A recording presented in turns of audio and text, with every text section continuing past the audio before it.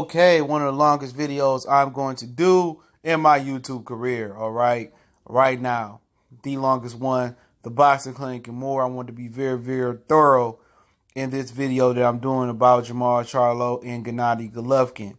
I appreciate everybody for rocking out with us, trying new things, trying a new format. Shout out to the entire Lions Den boxing community, LWBC. If you don't know, now you know. And also make sure you check out our live boxing talk show Monday through Friday, Boxing 101, early morning grind right here on YouTube. Make sure you hit the subscribe button, the bell icon button so you get that notification, or look out for us around 8:30 a.m. Eastern Standard Time. And also, if you missed the show, you don't want to rewatch it on YouTube, have your YouTube app open. Download our podcast link to CastBox, the link in the description. You download the free CastBox app. It's definitely dope. Subscribe to our channel on there. You just sign up, or sign up with your Facebook or Google account, or just with your regular email address. It's very, very simple. And we talk about a lot of different topics on that podcast, okay? But the raw and uncut Boxing 101 podcast will be on there, okay? Every morning, check it out, okay? But we here, okay? Apparently, Team Triple G went to the Ukraine to chop it up with WBC at their convention this weekend. This week is September 30th through October 5th, and they actually supposed to have an exhibition between Vitaly Klitschko and Lennox Lewis, a rematch that happened like a fight that happened in 2001 in LA, I believe in the Staples Center maybe, but it didn't happen. They both faced off and had a good time. So I'm glad they should just stay retired and don't injure themselves at all. But at this convention, Team Triple G was represented in some way, shape, or fashion. I haven't seen Triple G there. Maybe Tom Loeffler's there. They were petitioning for the WBC to order a trilogy for Canelo Alvarez and Triple G, which will probably take place in May. But now they actually did something different. Okay, we went live about this morning, but I want to be thorough on this topic. I want to give this topic the platform that it deserves in the video, a thorough video that it deserves. Okay. Now, they did Triple G one better. Okay, since Triple G didn't want to fight Charlo before, they ordered him to fight Charlo. You fight the interim WBC middleweight champion Jermall Charlo. Then we'll order the winner to fight Canelo Alvarez. Now, Canelo Alvarez is Mexican. The WBC is a Mexican-based sanctioned belt body. They got the protection for their own people selection. Okay, they want to make sure Canelo is 100% protected thoroughly. They love Canelo Alvarez, okay? They fell out with him before, and now they want to keep in his good graces, okay? Canelo, I don't think will have an issue in fighting Triple G in the trilogy. But I think he will have an issue fighting Jermall Charlo. For some reason, it's harder for black fighters to get a spin, to get a chance. We have to move up. We have to move down. We have to move all the way around and do the hokey pokey and put our right foot in and take our right foot out.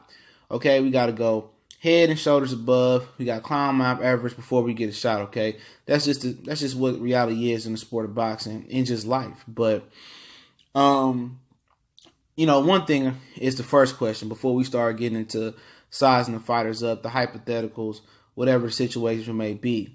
Will Gennady Golovkin accept this fight? Because it was talks of him moving up and trying to fight James DeGale, who just tuned up last Sunday. I heard he got a knockout victory in an 8-rounder out there in California. Okay. Also, would he try to go from Callum Smith? I heard Dimitri Bivol is willing to move down to fight Callum Smith, a rematch in amateurs that he edged Callum Smith. Okay. That's another conversation for another day. All right. So, Triple G has options. How bad do Triple G want a Canelo rematch? And I think it is a glimmer of hope. I think this is a 50-50 decision for Triple G. Okay, and I'm going to tell you why before we get into sizing the fight up. I say it's a 50-50 decision because most people already know, Dante Boxing Nation has a couple interviews. Shout out to DBN Nation, okay? He has a couple interviews with Abel Sanchez where before he was praising Jermall Charlo at 54. He liked the style. Now when he became a mandatory for Triple G, was what has he done? We ain't going to fight Charlo unless we absolutely got to fight Charlo or get stripped. So, long story short, they don't want to fight Jermall Charlo. We know that. That's a fact. We know they've been avoiding Jermall Charlo. They didn't want to shoot him a fair one. They didn't want to give him a title shot. they was willing to get stripped if the Canelo fight didn't happen, the rematch didn't happen. They were going to fight Billy Joe Saunders and get stripped of the WBC belt, just like they got stripped of the IBF belt for not wanting to fight Sergey Derevchenko, okay? So they was willing to lose that belt not to fight Jermall Charlo. But was the money so good? Was it good enough? The 45.5% or the 45% split he got this time versus the 30-some% split he got in the first Canelo Alvarez fight. Is it good enough for them to go in saying, you know what, we can beat this guy, Jermall Charlo? He hasn't been tested. He hasn't been in there with a puncher like us. He's a big kid. And it's talk that Fred from Barbershop Conversation, shout out to Barbershop Conversation and Fred. He's a really, really good brother, man. And he just did a video saying that should Jermall move up to 168 because they say he's barely making 160 pounds. He's that big of a guy. He's a couple inches bigger than his brother, Jermall, who fights at 154 pounds, all right? So, and he's a big guy. He's naturally bigger than Triple G. Even if he came to 154, he came from 154 to 160 and fought Triple G, he would have a size advantage over Triple G. Okay, young, energetic, stuff of that nature. So, the thing for Triple G is this, okay? They're going to sit down and say, you know what? Let's see what Al Heyman can pay us for this fight. We can beat this guy. He's a greener. Canelo is more experienced than him. We can beat this guy. If the money is right, we're going to fight him. If the money's not right, then we can explore other options. We can explore Danny Jacobs' rematch and then come back to the table. If he beats Derevchenko, come back to the table and say, Canelo, we got a belt for you. You want to unify? Or we can explore fighting Billy Joe Saunders, Dimitri Andrade fight. If that thing plays out with the drug test for Billy Joe Saunders, they can find other ways not to fight Canelo and still come to the table and unify. I mean, not fight Charlo and come to the table and unify with Canelo. Or they can move up in weight, solidify his Hall of Fame status by fighting a 168-pounder to be a two-time weight champion. I think that would be something to look at. You know what I'm saying? And this is really critical for Triple G career right here. And I say it's very, very critical because if he ducks Charlo and don't want the Canelo fight, and they saying, oh, we want Canelo, we want Canelo, we want Canelo, we want Canelo, he ducks Charlo, okay, and don't fight Canelo, okay. He ducks Charlo, and we know how bad he wants to fight Canelo. And then I think everybody can see that he was a duck. Of course, you're going to have some hardcore Triple G slappy saying that, oh, Triple G ain't ducking Canelo, man. He ain't ducked Charlo. He just wanted to move up, be a two-time champion. They're going to try to swing this however way to make him look good. But deep in their heart, similar to Anthony Joshua, they know the truth. They know that Gennady Golovkin was tailor-made. He was tailor-made to be a handpicker. They moved him the right way his whole career. He didn't step up none till he really stepped up versus Danny Jacobs for real. And when he stepped up versus Kell Brook and Danny Jacobs versus Canelo, each performance and step up in competition got worse and worse and worse. And all of a sudden, people want to claim that he old. How's the dude old when he hasn't even been in a lot of wars, okay? He hasn't even fought top flight competition. You feel me? So you look at situations like that with Triple G, okay? Triple G, this is a way that he can solidify his legacy as well as far as a hardcore fans. He beat Jermall Charlo, and people say, people going to try to dismiss it like Jermall Charlo and shit. I'm telling you, a lot of black hardcore fight fans going to respect him for beating Jermall Charlo, especially if he stopped Charlo and battered Charlo. A lot of people going to respect him for taking that fight and respect, like Birdman put some respect on my name. A lot of people, you can't take that away. You're like, damn, you remember Triple G came up with a hard fight versus Canelo, and he stopped Charlo. He beat Charlo down, man. Respect, that's some shit that you're going to hand down to your grandkids, your kids going to hand down to your grandkids. However it's going to be, that's something that you're going to hold down. That's something that you're going to remember. That'll be the most memorable thing in Triple G career right now. That's iconic, for hardcore fans. That's going to be like, John the Beast Mugabe versus Hagler type fight, which is not really mentioned in the pantheon of great fights, but it was a really, really great hardcore fight that is embedded in your mind. Every time somebody bring up a great fight, you say, you know what? What about John the Beast Mugabe and Marvin Hagler? That's going to be a great, great fight. Even without a legitimate world title fight on the line, that's a great fight. And it's like a 50-50 contender fights that we talk about. Me and Mr. DX Factor 87 talk about that. We want to get back to where the contenders fight each other, and then really earn championship caliber type fights. But getting into this fight, man, I think it's a really, really good fight. A lot of people are really, really hell bent on telling me and thinking that Jermall Charlo will dog walk Triple G. And now more than ever, that could be the possibility with Triple G really seeming like Canelo might have took something out of him. Not physically, but the emotions and mentally thinking that I think at some point fighters really believe they own hype. Canelo really believed that he was Triple G really think he was a body puncher. He thought he was a 6 feet, put you in the casket puncher. He believed his own power. He believed his own hype. And I think him really seeing that Canelo, it was a level above that he had been on. Even being a silver medalist, even fighting Kell Brook, Danny Jacobs, Shida, Adama, Rosado, Proska, Kassim Uma, who gave him a good fight people never talk about. I think he knows, it's another level to this. And I think you question yourself, am I really that good? And I think mentally, I think he could be shot mentally. I think he probably never be the same fighter after not being able to outbox Canelo, not being able to walk Canelo down and knock him out 2 ways in the first and second fight. And Charlo, not knowing fat meat is greasy, even though people say Charlo hasn't been tested, I think Jermall Charlo has been tested. I think Austin trial was a great test for him. It was a very, very close fight. He claimed that he was weight drained, which I can believe it if he barely making 160 right now. But that is what it is. It was the fight. Him fighting Julian J. Rock Williams, I think that was one of the better prospects at 154 pounds. He was a tough fight.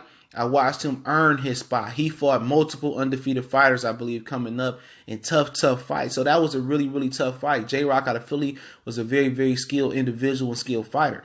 So he's been tested. I think Jermall been through more tests, but he's been tested. Okay? He got great sparring. He always got great sparring from his brother. He always got great sparring from Erislandy Lara. And I think he's battle tested, and I think he battle tested enough. Now, is this some things he needs to still go through? Do I need to see him touched by a big puncher like Triple G? Yes. Do I need to see him touch to the body? Yes. Do I need to see him really fight a full 3 minutes and fight a full 12-round fight hard like Triple G gonna bring it? Yes. And that's where it comes in that this fight can go either way. Charlo has a speed advantage. Charlo has a good jab. Charlo has a size advantage come fight night. He has a height advantage. They got him listed at 6 foot. Trust me, he's more like 6'1.5", 6'2". Okay, you can look at it. He has a good power punch. I think he'd be the biggest puncher Triple G fought other than Dave Lemieux that I can remember. So this is a tough fight for him. And obviously he's going around saying he's coming back December 22nd. And we think that's going to be versus Willie Monroe in Houston. That was slated for November. But Triple G brings some things to the table as well. Punch variety. He throw every punch pretty good. Uppercut, left hook, right hook to the head. He can loop the overhand right. He a good body puncher. Can Charlo take those body punches? Will he be willing to go to Charlo's body, with Charlo's stiff jab and power punch? It's going to be an excellent fight. But the $1 million question is, will Triple G take the fight? That's the question. And I think this fight it's definitely going to be different than Canelo. Canelo brings a different dynamic to the ring. Canelo throws every punch at the same speed. Canelo is more of a head mover. Canelo is shorter in stature. Okay. And we know Canelo has a certified dog chin. And we know that by him fighting Triple G.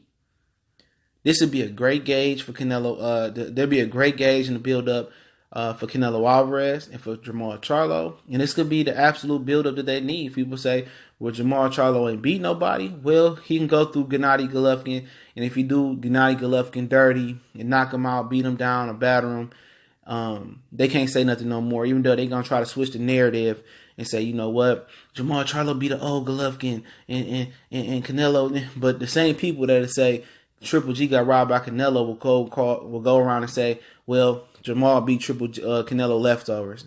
Can't have it both ways. If he beats Canelo in a more impressive fashion, if he beats Triple G in a more impressive fashion than Canelo, the buzz for Canelo versus Jermall Charlo is going to be impressive. And then it's the other side of the dynamic. What if Triple G go in there and destroys Jermall Charlo and beats Jermall Charlo convincingly, knocks him out, beats him, batters him on Showtime? It opens up a different dynamic for him. I think it makes the Canelo trilogy that much better. This is the killer. This is the people's champ, and Jermall Charlo, who people wanted to see fight Canelo, and Triple G disposed of him. Triple G beat him more, even if it's by inch or a mile, or if it's in a war. He out firepower. So I believe the WBC, kind of could get it right here. Even though I feel like Jermall Charlo been jerked around, just as Jorge Sebastian Highland was jerked around. That man was the mandatory for 3 or 4 years, or 2 or 3 years for that WBC belt. He was. The WBC haven't had a middleweight mandatory in quite some time, because Martinez was injured, held the belt for 2 years. And then Cotto won the belt, didn't fight his mandatory. Then Canelo won the belt, didn't fight his mandatory. Then dropped the belt to give it to Gennady Golovkin, who never fought his mandatory. Then fought Canelo. He should have to instantly go into fighting his mandatory, Canelo Alvarez, in my opinion. Okay? But I'm with it. I'm with it. But do I think it's wrong? Do I think it's wrong that Jermall Charlo don't get a direct shot at Canelo like they said he would before Canelo and Triple G 2? Absolutely. I think it's malarkey. I think it's bull jive. I do. I think it's definitely a terrible thing. But you know what? You can make another payday. Beat Golovkin. Put something on your resume. Them fans going to have to put some respect on your name, Jermall Charlo, and you get the business in. I would love to see them get this fight in December. Forget Willie Monroe. Go for the gusto with Golovkin. Y'all, Al Heyman called Golovkin and said, look here, we don't want to send this to purse bid. We want to offer you, if you want a multiple fight deal. It said that Golovkin wants a one fight deal. He wants to fight on a fight-by-fight basis to be able to fight who he wants to fight on different networks. That's fine and dandy. But if they offer him some good money, why not go to Showtime, fight Jermall Charlo? You beat Jermall Charlo. Let's say Canelo, they don't force the Canelo fight. Then you still the interim champion. You can fight Danny Jacobs, the Derevchenko winner. You can make a good living. And then if not that, then you can go up to 168 and you can make it happen. So I think this is I think it's a positive thing for the sport of boxing. I think boxing needs this fight. Golovkin wants to return in December. I remember he said that, if everything is healed on his face. Jermall Charlo is saying that he's back December 22nd. I thought he was going to fight Willie Monroe on FS1 in November 10th or November 17th in Houston. So maybe they might change some things up. Maybe that the WBC ordered this. Maybe Al Heyman already knew this was going to happen. And maybe he's prepared to offer Triple G a good 1-fight deal, 2-fight deal on Showtime with Premier Boxing Champions. They can do Jermall Charlo versus Gennady Golovkin in Houston, or they can bring Golovkin to the Barclays Center. I've been to the Barclays Center. I think that crowd would appreciate Golovkin's style. They're already familiar with Jermall Charlo. Before he fought Hugo Centennial Jr., he was getting booed because he was having beef with Jacobs, and he said he was the king of Brooklyn, trying to build it up with Danny Jacobs. And then, by the time he knocked out Hugo Centennial Jr., the crowd was clapping, the crowd was applauding him, and he's known in Brooklyn. And Golovkin is pretty much known in the New York area as well.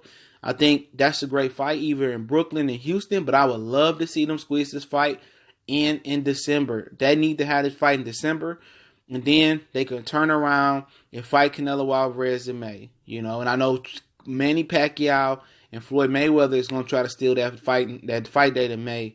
So Canelo going to need a good name. But in the meantime, in between time, it seems that Canelo Alvarez is going to fight David Lemieux in a fight that Golden Boy wanted to make so bad.